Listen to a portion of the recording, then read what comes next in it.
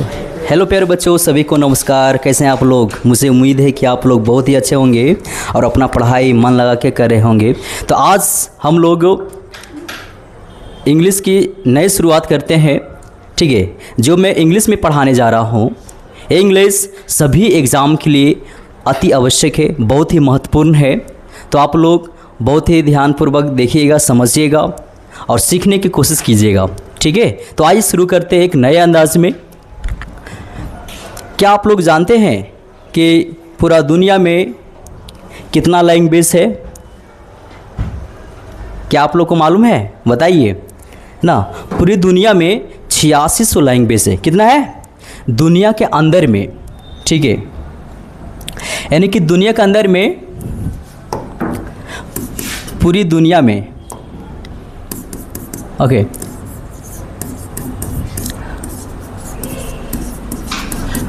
पूरी दुनिया में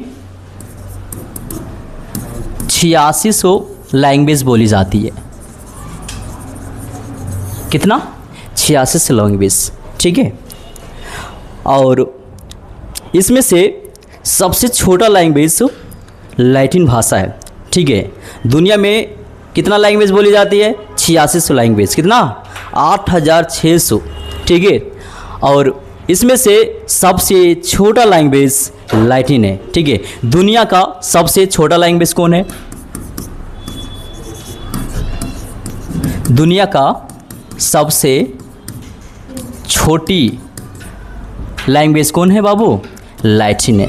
कौन है? लैटिन है। इस लैटिन भाषा में कितना अक्षर होते जानते हैं? 21 होता है। कितना होता है? 21 होता है। ये लैटिन भाषा में 21 लेटर पाए जाते हैं। उसके बाद दुनिया के सबसे सेकंड छोटी लैंग्वेज, ठीक है, दुनिया की सबसे छोटी सेकंड छोटी लैंग्वेज कौन है? आप लोग को मालूम है? कौन है? यूनानी है। कौन है? यूनानी है। ठीक है, इसमें कितने लेटर पाए जाते हैं? 24 लेटर। कितने लेटर? 24 लेटर। सबको समझ आ रहा है ना? ओके, हाँ, इसमें अच्छा, दुनिया के सबसे सेकेंड लैंग्वेज, यानी कि दुनिया की सबसे छोटी सेकेंड लैंग्वेज कौन है? यूनानी। ठीक है, इसमें, इस भाषा में 24 लेटर पाए जाते हैं। कितना लेटर पाए जाते हैं? 24 लेटर। उसके बाद थर्ड कौन सा है? दुनिया की सबसे थर्ड छोटी लैंग्वेज कौन है? फ्रेंच है। कौन है? फ्रेंच। Okay, French. ठीक है, इसमें जानते हैं कितना लैंग्वेज, कितना लेटर पाया जाता है? 25 लेटर। ठीक है, दुनिया की थर्ड सबसे छोटी लैंग्वेज फ्रेंच को माना जाता है। इसमें 25 लेटर पाया जाता है। ठीक है, सबको समझ में आ रहा है? और दुनिया की सबसे है ना, दुनिया की सबसे चौथी छोटी लैंग्वेज जानते हैं आप लोग? क्या है? इंग्लिश है। क्या है? इंग्लिश। इस इंग्लिश भाषा में 26 लेटर पाए जाते हैं। कितने लेटर? 26 लेटर। क्या आप लोग को समझ में आ रहा है? बोलो जी। जी सर। ओके, तो एक बार फिर से मैं दोहरा देता हूँ। पहले मैं क्या पढ़ाया था कि दुनिया में कितना लैंग्वेज बोला जाता है? 8600 लैंग्वेज बोला जाता है। ठीक है, उस 8600 लैंग्वेज में से सबसे छोटा लैंग्वेज, दुनिया के सबसे छोटा लैंग्वेज कौन है? लैटिन है, जो कि लैटिन भाषा में 21 लेटर पाया जाता है। उसके बाद सेकेंड में आ जाता है यूनानी आता है। ठीक है, यूनानी एक भाषा है, इसमें 24 लेटर पाए जाते हैं। और थर्ड भाषा है फ्रेंच है, जो कि इसमें 25 लेटर पाया जाता है। ठीक है, उसके बाद दुनिया के सबसे फोर्थ छोटी लैंग्वेज आपका इंग्लिश है। ठीक है, इंग्लिश, जो कि इसमें 26 लेटर पाए जाते हैं। मैं तो सबसे छोटा मैं बता दिया हूँ, लेकिन आप लोग पूछिएगा सर आप तो छोटा तो बता दें कि दुनिया की सबसे छोटी लैंग्वेज ये है, लेकिन दुनिया के सबसे बड़ी लैंग्वेज क्या है? तो इसको भी मैं बता देता हूँ। ठीक है, हंसिए मत। ठीक है, ध्यान दीजिएगा सब। ओके, अब ध्यान दीजिएगा यहाँ पे कि क्या मैं बता रहा था कि दुनिया की सबसे बड़ी लैंग्वेज कौन सा हो जाएगा? दुनिया की सबसे बड़ी भाषा कौन हो जाएगा, जानते हैं आप लोग? किसी को मालूम है? बताइए। चाइनीज़। कौन है? चाइनीज़। जो चाइनीज़ है बाबू, दुनिया के सबसे बड़ा भाषा है। इसमें जानते हैं कितना लेटर पाए जाते हैं? 204 लेटर। कितना? 204 लेटर। कलर में बदल लेता हूँ, ठीक है। यानी कि चाइनीज़ में कितना लेटर पाया जाता है बाबू? 204 लेटर, ठीक है। यानी कि दुनिया की सबसे बड़ी भाषा माना जाता है चाइनीज़ को, ठीक है। क्या सभी को समझ में आ रहा है ना? उसके बाद दूसरा, दुनिया के सबसे सेकंड, यानी कि सेकंड बड़ी भाषा कौन है? हिंदी है। सेकंड बड़ी भाषा कौन है?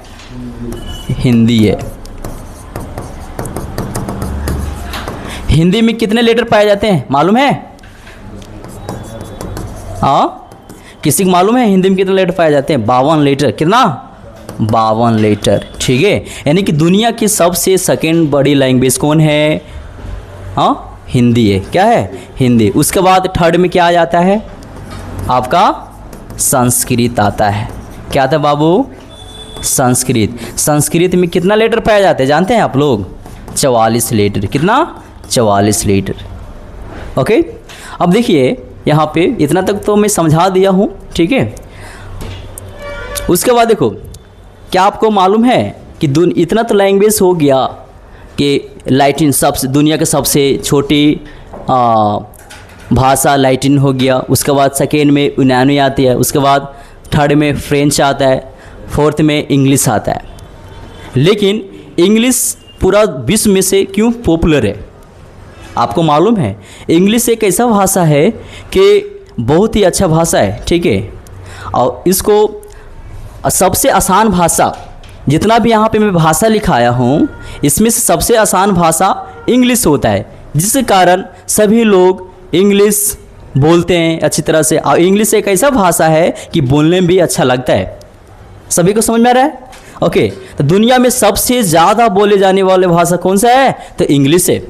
आप इसको भी पॉइंट लिख लीजिएगा कि दुनिया में, ठीक है,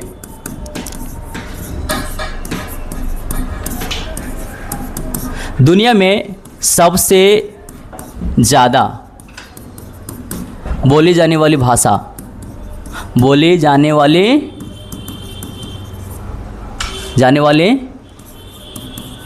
भाषा जानते हैं आप लोग? क्या है? इंग्लिश है, ठीक है। इंग्लिश है, ठीक है। यानी कि दुनिया में सबसे ज़्यादा भाषा इंग्लिश बोला जाता है, ठीक है। अब देखिए, इतना तो ये तो बेसिक में बताया। इंग्लिश के कई वर्जन होते हैं बाबू, ठीक है। इंग्लिश के कई वर्जन होते हैं, ठीक है। इंग्लिश के कई वर्जन हो सकते हैं।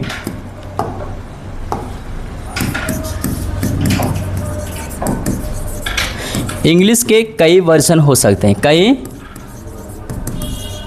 वर्जन हो सकते हैं, ठीक है। क्या मालूम है इंग्लिश के कई वर्जन के? जैसे कि हो गया स्पोकन हो गया, ठीक है, स्पोकन। दूसरा क्या हो सकता है जानते हैं आप? कॉम्पिटिटिव का, ओके, कॉम्पिटिटिव। तीसरा है फॉर्मल इंग्लिश। तीसरा, चौथा क्या हो सकता है? इनफॉर्मल हो सकता है, इनफॉर्मल। यानी कि इंग्लिश के कई वर्जन हो सकते हैं, ठीक है।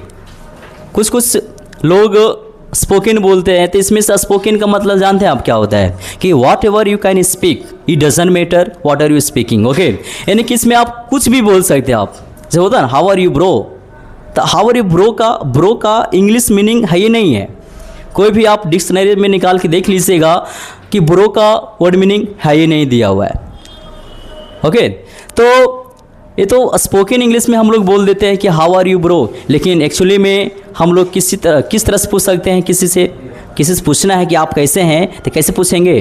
फॉर्मल में पूछेंगे हम लोग, how do you do brother, okay, how do you do brother, how do you do sir. लेकिन हम लोग क्या बोलते हैं? How are you bro, shortcut में निकल जाते हैं। तो ये हो गया स्पोकन इंग्लिश, ठीक है। स्पोकन का मतलब होता है बाबू कि whatever you can speak, okay, understood? No to find okay, note to find common error in given sentence. Okay, in spoken, spoken में क्या होता है कि आप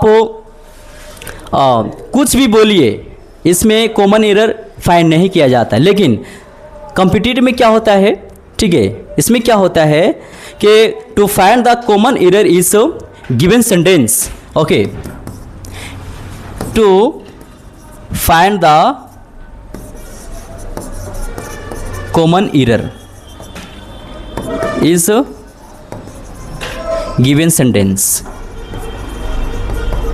ओके, कॉम्पिटिटिव का मतलब ये होता है कि दिए गए सेंटेंस में आपको कॉमन एरर फाइंड करना है, यानी कि आपको क्या करना है, एरर फाइंड करना है कि कौन सा सेंटेंस गलत है और कौन सा सेंटेंस सही है, ठीक है।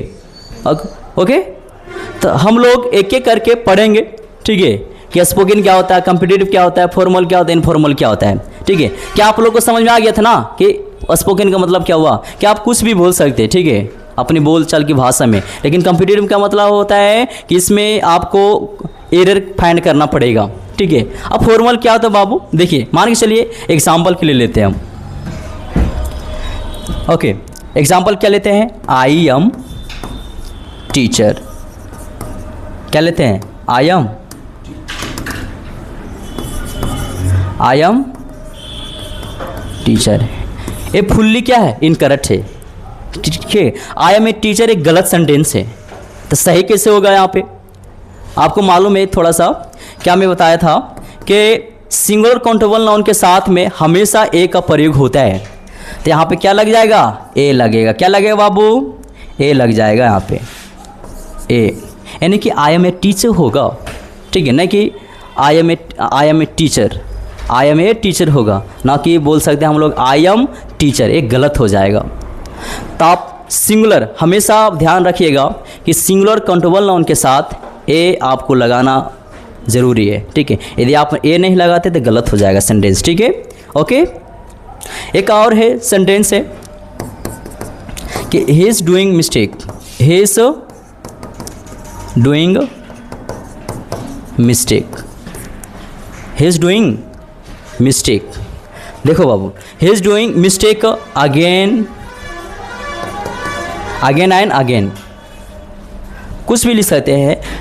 ये जो सेंटेंस दिया हुआ बाबू, ठीक है, ये क्या है, पूरी तरह से this sentence is fully incorrect. Okay, totally क्या है, गलत सेंटेंस है, ठीक है। डूइंग तो आएगा ही नहीं यहाँ पे, ठीक है। क्या होता है, मेक ए मिस्टेक, यानी कि ही मेक्स ए मिस्टेक बोल सकते हैं हम लोग, he is making mistake, doing means what. Okay, समझ में आ रहा है सभी को। तो इसी तरह इसी को हम लोग क्या बोलते हैं, कॉम्पिटिटिव इंग्लिश, ठीक है, यानी कि इंग्लिश जो है, यानी कि कॉम्पिटिटिव का मतलब क्या होता है बाबू, कि to find the common error is given sentence, यानी कि हम लोग यहाँ पे जो सेंटेंस दिया है इसमें जो भी एरर है उसी को फाइंड जो हम करते हैं, ठीक है, वही कॉम्पिटिटिव इंग्लिश कहलाता है। ओके, सबको समझा रहा है ना।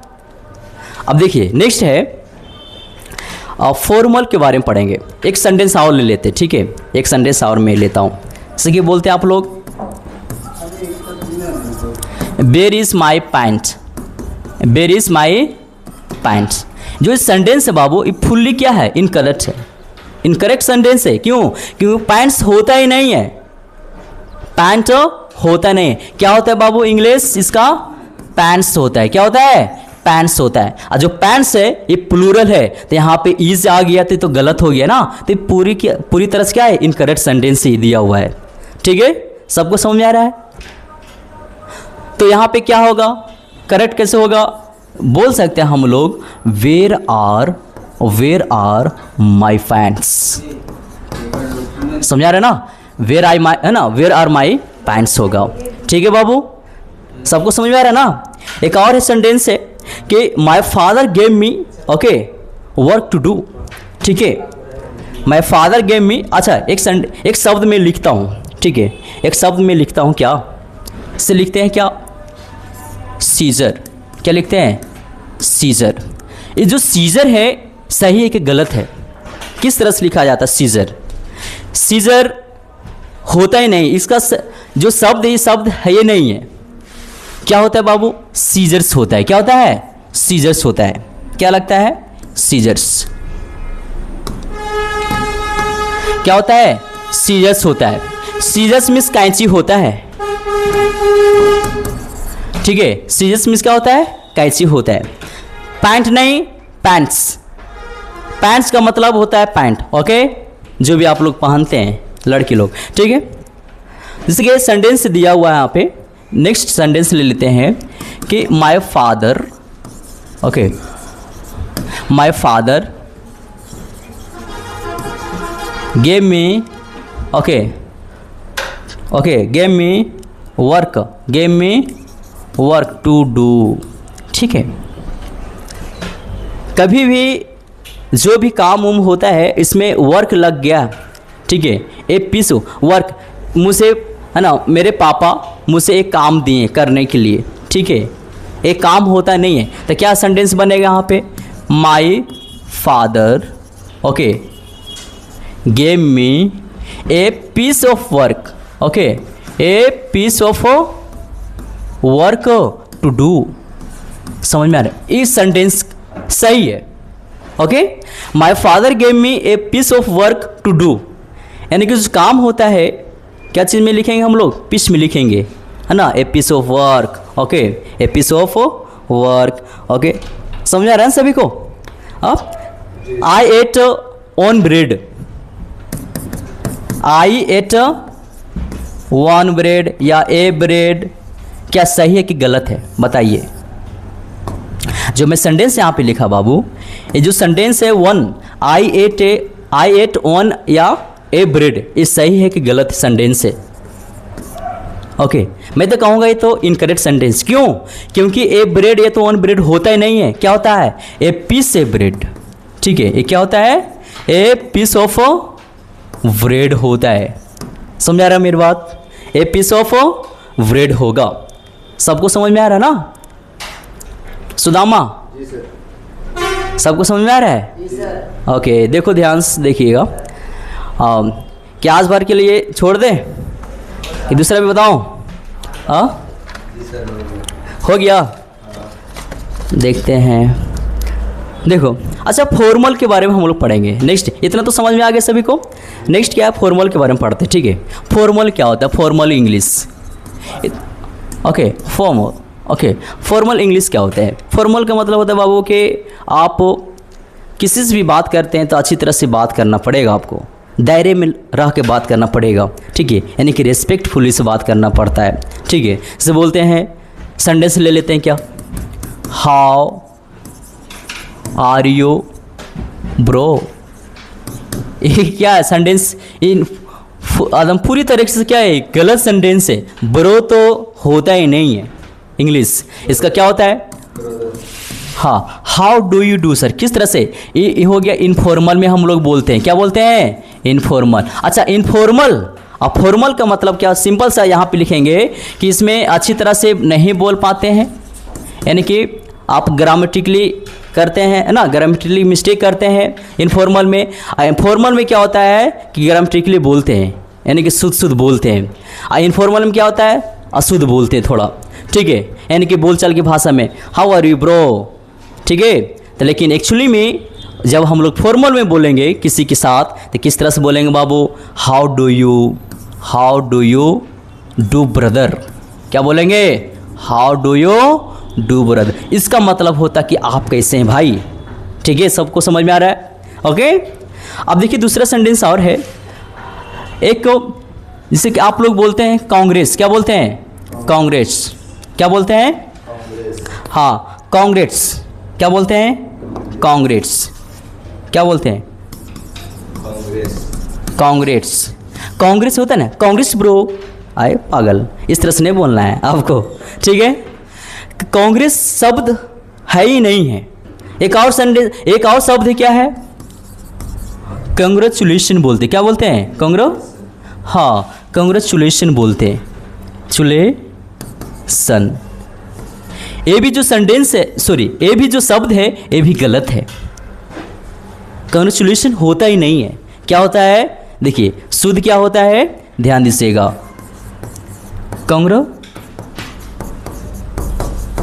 कंग्रेचुलेशंस होता है। क्या होता है बाबू? कंग्रेचुलेशंस होता है। कंग्रेचुलेशंस ब्रो, ठीक है, कंग्रेचुलेशंस ब्रदर, हम लोग इस तरह से बात कर सकते हैं। ठीक है बाबू, सबको समझ आ रहा है ना? या तो ये जितना भी मैं बताया ये सारा बेसिक था, ठीक है। अब हम लोग जानेंगे कॉम्पिटिटिव इंग्लिश पढ़ने जा रहे हैं, ठीक है। क्या पढ़ने जा रहे हैं? कॉम्पिटिटिव इंग्लिश, ठीक है, यस। तो यहाँ पे हेडिंग डालेंगे कॉम्पिटिटिव इंग्लिश का, competitive English, okay. Competitive English को दो भागों में बांटा गया है बाबू, ठीक है। पहला आपका हो जाता है ग्रामर और दूसरा क्या होता है? वोकैबुलरी हो जाता है। क्या हो जाता है? वोकैबुलरी हो जाता है, ठीक है। सबको समझ आ रहा है? तो जो ग्रामर है कॉम्पिटिटिव इंग्लिश में, देखो जितना भी हम लोग क्लास नर्सरी से लेकर क्लास 12 तक पढ़ते हैं, ये जानते हैं कौन सा इंग्लिश होता है? ये एकेडमिक इंग्लिश होता है। क्या होता है? Academic English. लेकिन जब देखो कॉम्पिटिटिव इंग्लिश अलग होता है, एकेडमिक इंग्लिश अलग होता है, ठीक है। कॉम्पिटिटिव इंग्लिश में क्या होता है मैं बताया था, इसका मतलब होता है बाबू to find the common error is given sentence. क्या होता है बाबू? कॉम्पिटिटिव इंग्लिश का मतलब क्या होता है कि to find the common error, okay, is given sentence. सबको समझा रहे हैं ना? यानी कि इसका मतलब ये होता है कॉम्पिटिटिव इंग्लिश का मतलब, ठीक है। तो आज भर के लिए हम लोग यहीं तक रहने देते हैं, ठीक है। अगले क्लास में हम लोग जानकारी लेंगे आर्टिकल्स, ग्रामर, यानी ग्रामर का सबसे पहला टॉपिक है आर्टिकल्स, ठीक है। आर्टिकल्स में हम लोग क्या क्या पढ़ते हैं? ए और एन और दा का प्रयोग पढ़ते हैं, इन पढ़ते हैं जी, है ना। यानी कि हम लोग आर्टिकल्स कल पढ़ने वाले हैं, बहुत ही बेहतरीन से पढ़ेंगे, ठीक है। और मुझे उम्मीद है कि आप बहुत ही अच्छे समझे होंगे जो भी मैं बताया हूँ, ठीक है।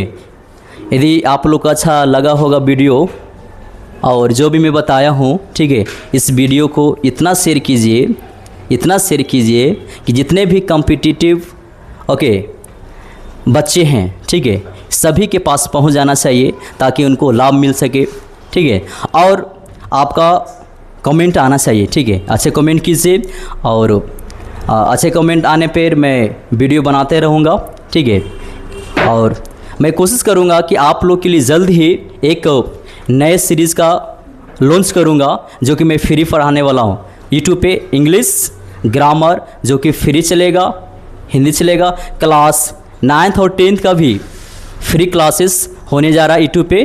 तो आप लोग का सपोर्ट रहेगा तो मैं बहुत ही अच्छा कर पाऊँगा, ठीक है।